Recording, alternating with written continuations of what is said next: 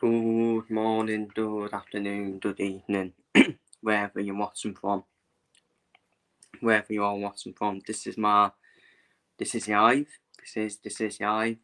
This is my 2024 BETMGM Premier League Darts Week 8 review. Obviously, we're reviewing last night's Premier League action, Premier League Darts action, and previewing, and I'm done be doing a preview for Week 9 next week. So obviously, this week it took place in Dublin, and we do stay in Ireland for the next night, as we do go to Belfast. So starting off then with the quarterfinals then of last night's action, Hugh Humphreys turning into night 8, obviously on back-to-back Premier League night wins, of course. Hugh Humphreys, and obviously you can see on your screen, Hugh Humphreys once again made it 3 night wins in a row, but it started off with a 6-1 win over Peter White. Peter White getting better, isn't he? Peter White is slowly getting better to the Peter White we know, but Hugh Humphreys was just on it. And when Hugh Humphreys is on it, no one's beating him, unfortunately for everyone else. When Hugh Humphreys is on it, there's only probably 2 or 3 players who can probably cope with Hugh Humphreys when he's on this type of form. That is Mike Van Duren, Hugh Pieter, and you have to say Rob Watts as well. They're probably the only 3 players who can stop Hugh Humphreys in this type of form. Mike Van Duren especially. Definitely Mike Van Duren especially. But yeah, it was a comfortable 6-1 win for Hugh Humphreys against Peter White. I wouldn't say it was comfortable, but Hugh Humphreys, he was just on it, wasn't he? And he, if anything, he had to hit everything to beat Peter White, and Peter White just didn't really get a chance, really, did he? Because I don't think Peter White, at this current stage of Peter White's career, I don't think he can cope with this standard of Hugh Humphreys, in my opinion. So it was a 6-1 win for Hugh Humphreys, 106 average over the 97 average of Peter White. Then up next, we had Nathan Aspinall against Rob Cross, which was probably not the surprising result, was it? That was the result you expected. It was a flip of a coin game between Nathan Aspinall and Rob Cross. Aspinall hitting form at the right time as well, as he keeps his place in the top 4. Up against Rob Cross, who is back to the world champion form of the Rob Cross that we knew from winning the 2018 World Championship. He's back to that form, Rob Cross. Rob Cross is in good form right now, and I think Rob Cross is definitely going to win some sort of major this year, in my opinion. Because he's back to that major winning form, isn't he? Like he was after he won the World Championship, when he went on to win the World Match Play and the Hooping Darts Championship as well. And it was a battle for them between Aspinall and Rob Cross, as expected. It was a battle for them. It was always going to be a scrap between the two of them. Obviously, not yet a scrap on stage. In terms of on the dartboard between two of the players, it's always tight. It was always going to be tight between these two. Aspinall and Cross will probably get wins over each other from now to the end of the season, where it'll probably flip-flop.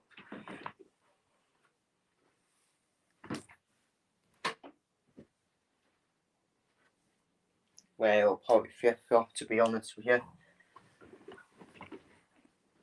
Where it'll flip-flop between, like, Aspinall get a win one night over Cross, then the other night Cross will get a win over Aspinall. It's going to be one of them. It is a flip of a coin then. But this time it was Nathan Aspinall who came out on top against Rob Cross to reach the semi-finals with a 6-5 win in a very good standard with both players averaging over 100 in a very good scrap of a game between the two players. Up next then, Mike Van Duren's recent struggles continue. That's 4 nights in a row now for Mike Van Duren. He's not won, as Mike Van Duren ended up using 6-5 to Darren Price. A well-deserved win, by the way, for Darren Price. you probably think Durham Price should have won by more, to be honest with you, because there was a chance at 4-2. Durham Price, to be fair to Durham Price, he just missed one dart, didn't he? He just missed one dart to go 5-2 up, and Mike Van Duren ended up pulling it back to 4-4. Then Durham Price obviously went. Then Durham Price was 5-4 up and could have won it 6-4. Could have won it 6-4. Again, missed a dart at a double, and Van Duren pulled it back to 5-5. And we were all thinking, this is Durham Price's luck at the moment in the Premier League darts, where he's doing everything right in terms of scoring. You just wondered if the doubles are going to haunt him again in yet another game. But Durham Price, dot over the line against Mike Van Duren. I think it should have been more for Durham Price, really, in terms of storyline. I mean, Van Duren didn't play bad, but Durham Price, I know I'm being a bit harsh on Durham Price saying because he only missed 2 match starts. He only missed 2 darts at a double. But them 2 darts, he could have won. If he would have put them away, Durham Price would win this game quite easily, you would think. So, but at the end of the day, he's not over the line against Mike Van Duren. Unfortunately, as the night went on, I don't think it's enough for Durham Price to retain his place in the playoffs from last year. Unfortunately for him. But Durham Price, 6-5 winner over Mike Van Duren. Should we take anything into Mike Van Duren's form at the moment? Because that's 4 nights in a row now in a tournament Mike Van Duren absolutely loves the Premier League. He does win a night in a row as well. He won 3 nights in a row, didn't he, Van Duren? But then after that, he hasn't won 4 nights in a row now. He hasn't won a night. So I think next week could be the week for Mike Van Duren, in my opinion, because if he thinks to himself, I actually need to get my act together here because the DAP is closing on me. And New Humphreys has obviously strengthened the DAP in terms of the Premier League table, even though the Premier League table does not really matter because you can still finish first in the Premier League table and still not win the tournament because it is like a playoff format at the end to win the whole thing. So we will look at the league table afterwards, but then the final quarter-final saw UKETA use 6-4 to Michael Smith, which will get the media standing on the jumping unknown soapbox then. Seeing UKETA, whenever UKETA wins or whenever UKETA uses, the media will be jumping on it straight away saying, oh, a massive headline, UKETA uses a dame, so what? So what? Every darts player uses a dame. So what? So what? But that's the media. That's the media for you. They're already going to jump on UKETA. Sky Sports U straight away. UKETA uses the Michael Smith. Like it's some big thing. It's not really a big thing at all because Michael Smith's a box of chocolates, to be honest with you, where we know Michael Smith has got the dame to beat anyone. Especially if he averages over 100. I mean, even he could beat Luke Humphreys, in my opinion, Michael Smith, when he's proper on it. So, the one that got me with UKETA in terms of when UKETA lost the game was on the Pro Tour to Stancy. And the media were like, he lost to Stancy, a porous player. No, he lost to Stancy, who won a Pro Tour. Who won a Pro Tour the year before. So it's actually no shame, really. Let's be real. Because that's the death and darts these days. That's the media for you. The media don't watch darts properly. And that's the death and darts. Anyone can beat anyone. Especially on the Pro Tour as well. Maybe not in these major tournaments, but in the Pro Tour, you see it all the time. So the media, once again, just trying to nitpick with UKETA, to be honest with you. Whenever he wins, he's the best win since sliced bread. Whenever he uses, he's an absolute disgrace. He shouldn't be used. Yes, get on him. Yes, get on him straight away. that's the media for you, man. Fucking, either had it on. Seriously, either had it on. But in terms of back onto the darts,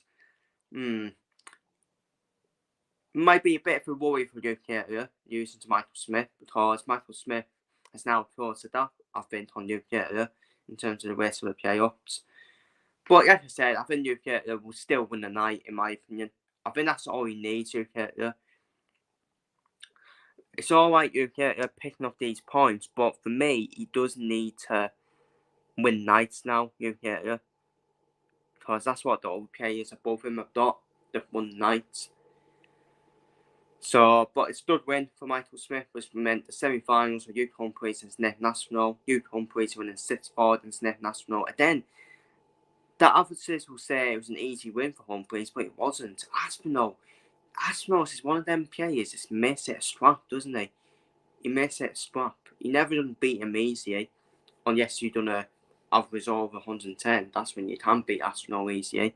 But even Aspinall with the 93 average, he can still make it a strap against UK Humphreys. And UK Humphreys didn't have it his own way, let's be real. But Humphreys got through to the final, did what he needed to do. He was still the better player than Aspinall in terms of that game. And Humphreys Humphreys was more on it against Peter White than he was against Aspinall, because Aspinall gave him a battle, gave him a strap of a game. But UK Humphreys made it to the final to play Michael Smith, who came out a 6-5 winner against Darren Price. Then that was a very good game, to be fair, between Price and Smith. Good standard game between Price and Smith.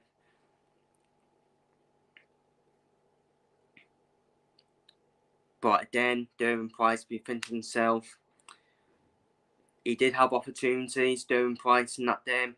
He did have opportunities, and for me, it was vital for Darren Price to reach the final. And for me, I think Darren Price needed to reach the final for me of this night to even stay in the race for the playoffs. But I do think that's him out of it now, to be honest with you. I just think he'll give himself too much to do, in my opinion, with these remaining nights. Michael Smith, with a 6-5 win over Darren Price, to reach the final, and UK Humphreys wins 3 night wins in the war. 3 night wins in the war for UK Humphreys, who stays top of the Premier League table with a 6-2 win over Michael Smith in the final. A very good one for Michael Smith, very good night for him as well. For Michael Smith, reaching the final, getting points on the board, as UK Humphreys takes another step closer to sealing qualification for the playoffs. As we now move on to the league table, I think UK Humphreys just needs to get over 24 points now, so he's 2 more points away from that. From me sealing the playoff place in my eyes. I think 24 points. Over 24 points has always been the focal point, hasn't it, for qualifying for the playoffs. So once UK Humphreys, I think UK Humphreys is already there, in my opinion. But once UK Humphreys gets to 24 points or over 24 points, UK Humphreys will definitely seal qualification, in my opinion. But it's below that, it's getting quite interesting now. Below that, Mike Van Duren is only 4 points above Mud Watts, which is quite interesting now for Mike Van Duren, who now needs to get his act together in terms of the next night. Mike Van Duren, I think Van Duren will still be fine though. I still think Van Duren, he always seems to qualify, doesn't he, for the playoffs. But I think Van Duren will still qualify, but I tell you what, he's looking over his shoulder, isn't he? At the 4 players below him, Aspinall, Smith, and Rob Watts. I think Price and Peter White are done, unfortunately, in terms of the rest of the playoffs. Darren Price, he would need to win the night for me, Darren Price, and the players above him to use the first game. I just think it's far too much for Darren Price, unfortunately. Peter White, we all knew Peter White was already out of it, let's be real. But a very interesting league table when you look at that. and I think it's between 5 players: Van Duren, Aspinall, Smith, Yetta, and Quats. I think Duke Humphries is already there, in my opinion. It's already in the playoffs. He just basically needs one more. He just needs to win one more game, and Duke Humphries is already there, in my opinion. So, over 24 points has been the focal point mark to try and get in the playoffs. So it's going to be quite interesting. If I was to predict it from here, I think Humphries and Van Duren will still qualify. I do think Van Duren will get his act together and end up qualifying. And I think it's between 2 places, and I think there'll be 2 spots between 4 players, in my opinion. Aspinall, Smith, Yetta, and Quats. I think it's between them 4 to qualify with Van Duren and Humphries, in my opinion. So, on to the next night then, on to night 9, where we do head to Belfast. Where Duke Humphries is looking to make it 4 night wins in a row. But he does face Duke in the first game. Michael Smith is then Mike Van Duren, Nathan Aspinall is then Derwin Price, and Ward Cross is against Peter White. So starting off then with Duke Humphries and Duke and for me, I'm going to say right now, I think this is where Duke Humphries' streak of winning 3 nights in a row ends now, in my opinion. I don't think Duke Humphries has done that 4 night wins in a row. I don't think anyone's done 4 night wins in a row, to be honest with you. And plus, Duke you don't really want to have Duke in the first game, in my opinion. As Duke is a special talent, isn't he? He's a special talent, and even if Humphries is on it, I think Duke will be on it as well. And I think this is going to be quite a classic game. And I'm going to go for a 6-4 win for Duke against Duke Humphries, in my opinion. So I'm going to go 6-4 win for Duke against Duke Humphries. On to the next game then, Michael Smith against Mike Van Duren. Michael Smith is the boss of chocolates, isn't he? Boss of chocolates. He can definitely beat Mike Van Duren. Mike Van Duren, it's kind of having some pressure on him at the moment, isn't he? Because the 4 players that are behind him in the Premier League table are closing the gap on him. Duke Humphries is running away from Mike Van Duren in terms of that top spot. So Mike Van Duren does need to get his act together. But I do think he will get his act together, Mike Van Duren. It's Mike Van Duren, isn't it? It's Mike Van Duren, and it's just whenever there's pressure on Mike Van Duren, he copes with it, doesn't he? He copes with it very well. Apart from probably the UK Open final against Andrew Gilden, where he was probably expected to win against Andrew Gilden, let's be real.